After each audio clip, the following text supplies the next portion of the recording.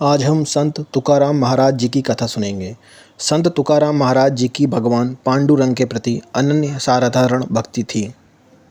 उनका जन्म महाराष्ट्र के देहू गांव में हुआ था और वे सदैव वैकुंठ गए थे, अर्थात वे देह त्याग किए बिना अपने स्थूल देह के साथ भगवान श्री विष्णु जी के वैकुंठ धाम गए थे। उनके वैकुंठ गमन की तिथि तुकाराम बीज के नाम से जानी जाती है। आज हम उनके जीवन के कुछ प्रसंग सुनेंगे। संत तुकाराम महाराज जी का परंपरा से सावकारी का व्यवसाय था। एक बार उनके गांव में सूखा पड़ गया था। तब लोगों की दीन स्थिति को देखकर उन्होंने अपने घर का सारा धन गांव के लोगों में बांट दिया।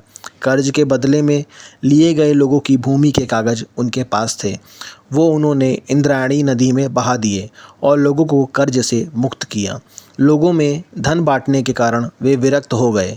उनकी घर तथा संपत्ति में से रुचि पूर्णतः नष्ट हो गई। संत तुकाराम महाराज के गुरु थे सद्गुरु बाबा जी चैतन्य।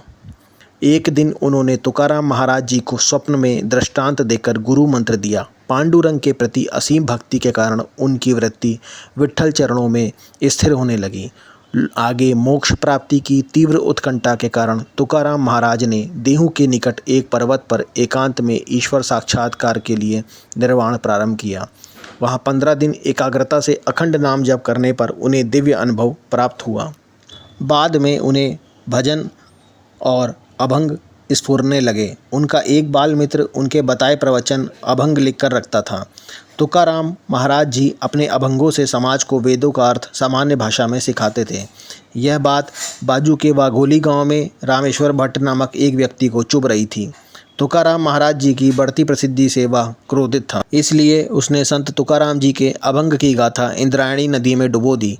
इससे तुकाराम महाराज जी को अत्यंत दुख हुआ। उन्होंने भगवान विट्ठल को अपनी स्थिति बताई। अपने बाल मित्र से कहा, यह तो प्रभु की इच्छा होगी। ऐसे 12 दिन बीत गए। 13वें दिन गाथा नदी के पानी से ऊपर आकर तैरने लगी। यह देख रामेश्वर शास्त्री को अपने कृत्य का पश्चाताप हुआ और वे संत तुकाराम महाराज जी के शिष्य बन गए। तुकाराम महाराज जी भगवान पांडुरंग का नाम स्मरण कर अखंड आनंद की अवस्था में रहते थे। उन्हें किसी वस्तु की कोई अभिलाषा नहीं थी, केवल लोगों के कल्याण के लिए ही वे जीवित थे।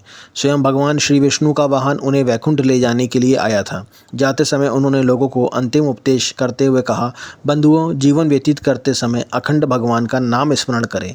अखंड नाम जप करना यह भगवान तक जाने का केवल एक अत्यंत सुलभ मार्ग है। मैंने इसे स्वयं अनुभव किया है। नाम जप करने से भगवान के प्रति श्रद्धा बढ़ती है और मन भी शुद्ध होता है। तभी श्री विष्णु जी का गरुड़ वाहन उन्हें लेने के लिए आता दिखाई दिया। भगवान श्री विष्णु के अत्यंत सुंदर रूप का वर्णन करते हुए और उपस्थित लोगों को प्रणाम करते हुए तुकाराम महाराज जी भगवान के वैकुंठ धाम गए। वह दिन था फागुन कृष्ण पक्ष द्वितीया। भक्ति सिखाने वाले संत तुकाराम महाराज जी के चरणों में हम सभी कोटि कोटि वंदन करते हैं। आपको ये कहानी अच्छी लगी हो तो चैनल को लाइक करें, सब्सक्राइब करें और कमेंट करें।